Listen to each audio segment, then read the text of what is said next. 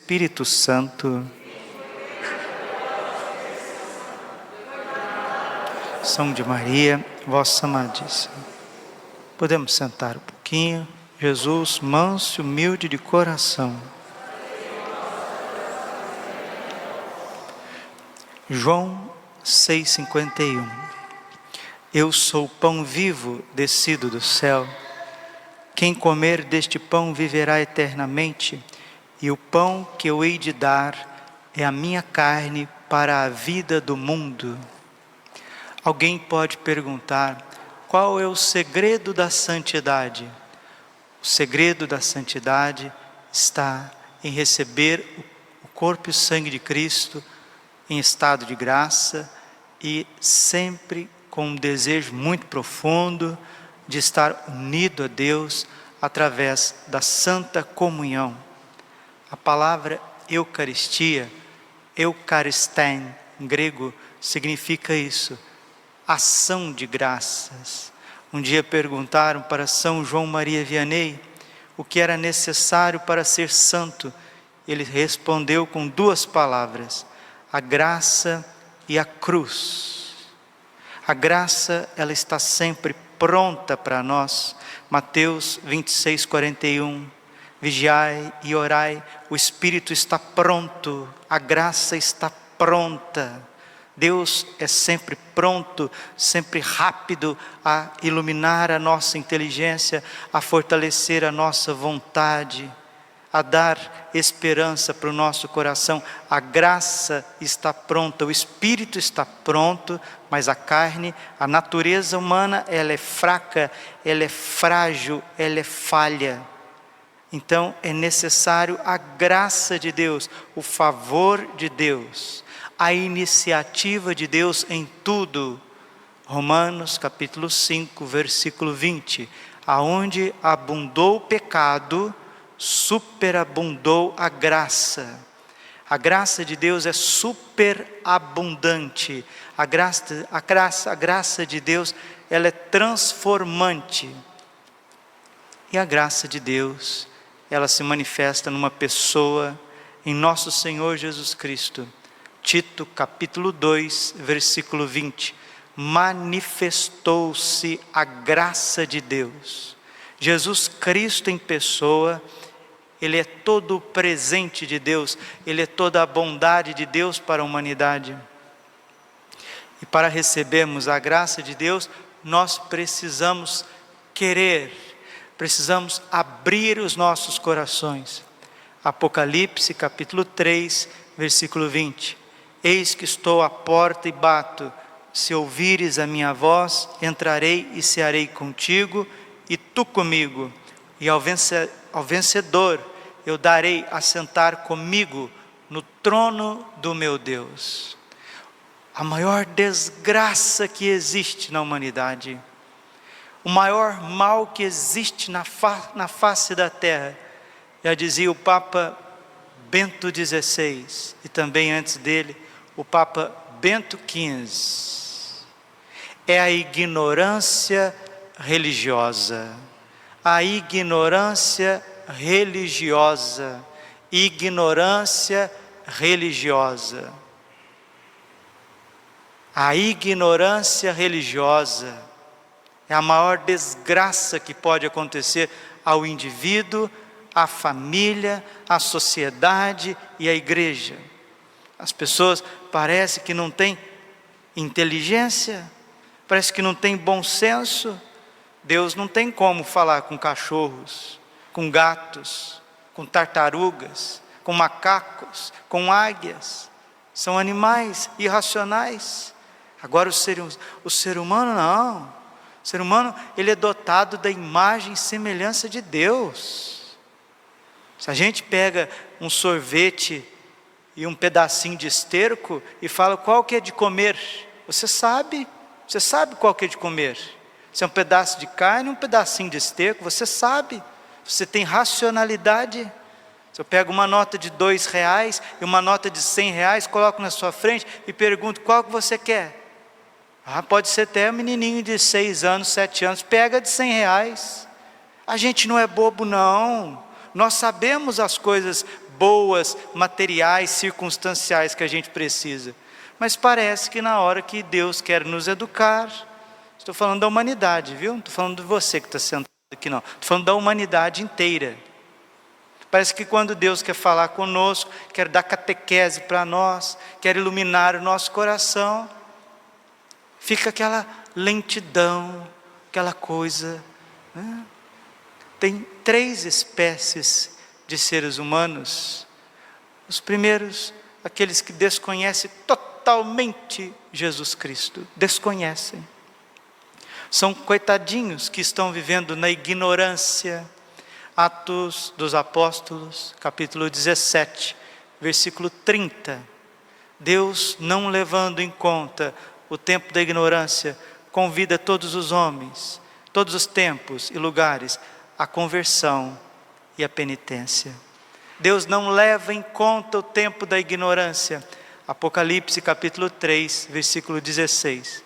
Oxalá fosses frio ou quente, mas como és morno, estou para vomitar da minha boca. Então, a segunda espécie de pessoas são aqueles que acham que têm catequese, acham que são católicos, mas ainda estão muito distantes do básico do catolicismo.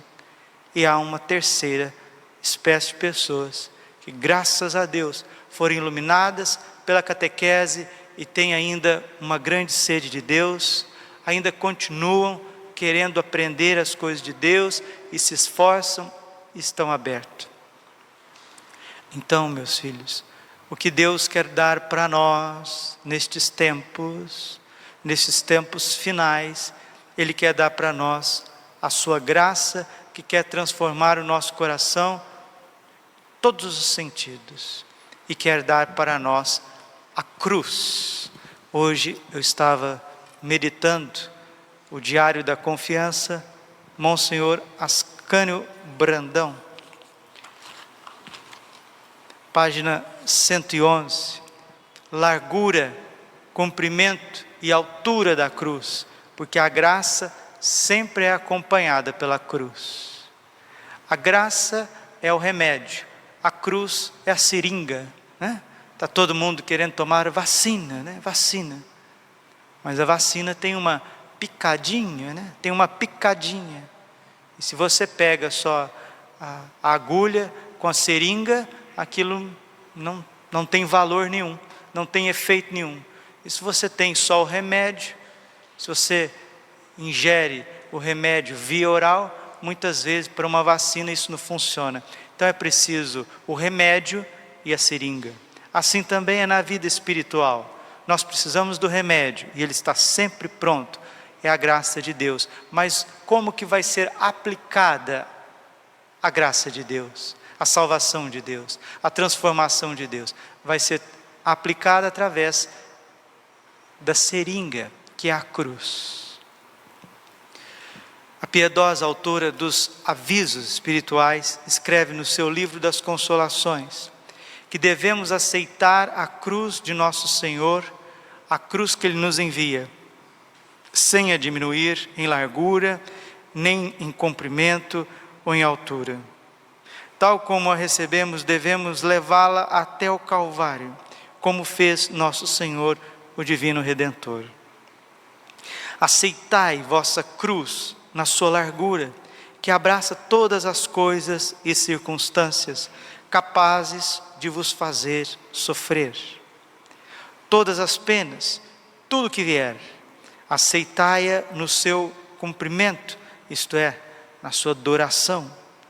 Dizei sempre assim: quanto tempo nosso Senhor me quiser no sofrimento, sofrerei por seu amor, até a morte, se for a sua vontade. A vossa cruz, na sua altura, isto é, na grandeza dos tormentos que vos acabrunham. Às vezes a cruz é muito alta, então o que fazer? Pode ser maior, será mais preciosa. Quanto maior a cruz, mais preciosa é a recompensa. A medida de nossa felicidade e glória lá no céu será a medida da nossa cruz aqui na terra. Esperai a cruz que nosso Senhor vos mandar, e não procureis cortá-la para diminuí-la no comprimento. Não, não façais isso. Sofrei quanto tempo assim Ele quiser. A cruz que vem do céu é uma obra de arte bem trabalhada e bela, produzida pelas mãos de nosso Senhor. Foi preparada pelo artista divino, porque estragar com a nossa ignorância o trabalho de tão divino carpinteiro? É ridículo e estúpido um operário, boçal militar, querer destruir, corrigir o trabalho de um artista. Não estraguemos a obra-prima do divino artista, que talhou a nossa cruz, que nos deu a medida que é necessário para cada um de nós. Nosso Senhor abraçou amorosamente a sua cruz, levou até o Calvário e nela morreu por amor de nós. Porque ter medo da cruz, meu irmão, minha irmã? Santo André, ao vê-la, não pôde conter os transportes de júbilo e exclamou: ó Santa Cruz, ó bendita cruz, ó boa cruz, eu te acolho em meus braços. Boa cruz, diz o apóstolo Santo André, e nós o achamos sempre tão má quanto vem a hora de abraçá-la. Como somos fracos, como somos imperfeitos.